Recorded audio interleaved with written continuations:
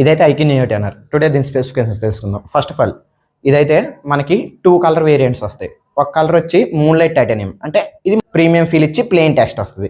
Next second colour వచ్చేసి మన blue and white అని, అంటే ఒక హాఫ్ బ్లూ వస్తుంది, ఒక హాఫ్ వైట్ వస్తుంది.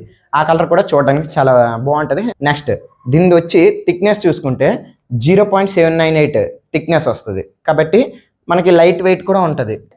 ఒక 198 గ్రామ్స్ ఉంటుంది మనకి. నెక్స్ట్ దీని బ్యాటరీ వచ్చేసి 6400 mAh. కాబట్టి మనకి ఇది ఫుల్ వర్కింగ్ డే వస్తుంది. ఇది 80 watts ఛార్జింగ్ సపోర్ట్ చేస్తుంది, బైపాస్ ఛార్జింగ్. అంటే మీరు ఇప్పుడు గేమ్ ఆడుకున్నప్పుడు ఏదైనా ఛార్జింగ్ పెట్టుకొని, సో ఇది డైరెక్ట్గా బైపాస్ ఛార్జింగ్ అంటే డైరెక్ట్ మదర్ బోర్డ్కి వెళ్ళిపోద్ది ఛార్జింగ్, బ్యాటరీ కానీ మెదట్ రాదు. కాబట్టి బ్యాటరీ పెర్ఫార్మెన్స్ ఏం తగ్గదు. ఇది మొత్తం బేస్ మోడల్ వచ్చి 8128 వస్తుంది, 12256 వస్తుంది. మనకి బేస్ మోడల్ వచ్చి UFS 3.1 వస్తుంది. 256 వేరియంట్లు అయితే US 4.1 వస్తుంది. 256 అయితే మొబైల్ పెర్ఫార్మెన్స్ చాలా స్పీడ్గా ఉంటుంది, అంటే డైలీ పెర్ఫార్మెన్స్ కానీ గేమింగ్ పెర్ఫార్మెన్స్ కానీ.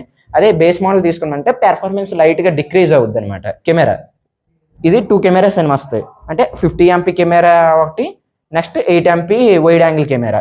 50 MP కెమెరా వచ్చేసి మనకి IMX కెమెరా వస్తుంది. సో దీనితో పోర్ట్రేట్ షాట్స్ అనమాట మనం చాలా క్లీన్గా చేయొచ్చు. నెక్స్ట్ ఫ్రంట్ కెమెరా వచ్చి మనకి 32 MP వస్తుంది, కాబట్టి పెద్ద డిస్టర్బెన్స్ ఉండదు అనమాట. నెక్స్ట్ ఈ ఫోన్ తయారు చేసింది అయితే గేమింగ్ కోసం. ఈ గేమింగ్ అయితే మనం 90 Hzలో వాడుకోవచ్చు. చాలా స్మూత్ ఇన్హాల్ ఫీలింగ్ వస్తుంది. గేమింగ్ ఫీచర్స్ అయితే ఏవి తగ్గించలేదు. ఐక్యూ నియో 10కి నియో 10Rకి పెద్ద తేడా అయితే లేదు. Gaming bypass charging, sports mode ప్రతిదీ ఇచ్చాడు.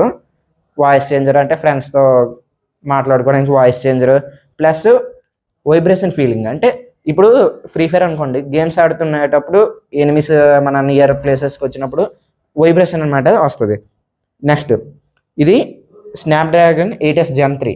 ఇది నెక్స్ట్ HDR10 సపోర్ట్ చేస్తుంది, అంటే నెట్ఫ్లిక్స్లో కానీ ప్రైమ్ వీడియోస్ కానీ మూవీస్ మనం చూసుకోవచ్చు. మరీ ఎక్కువ కన్నా మినిమం లెవెల్లో అయితే చూసుకోవచ్చు. 4500 nits డిస్ప్లే ఉంటుంది, కాబట్టి ఎండ్లోకి వెళ్ళినా మనము పర్లేదు బాగానే యూజ్ చేసుకోవచ్చు. నెక్స్ట్ వచ్చి దీని ర్యామ్ వచ్చేసి LPDDR5 5RX వాడుతున్నారు. Next 8S Gen 3.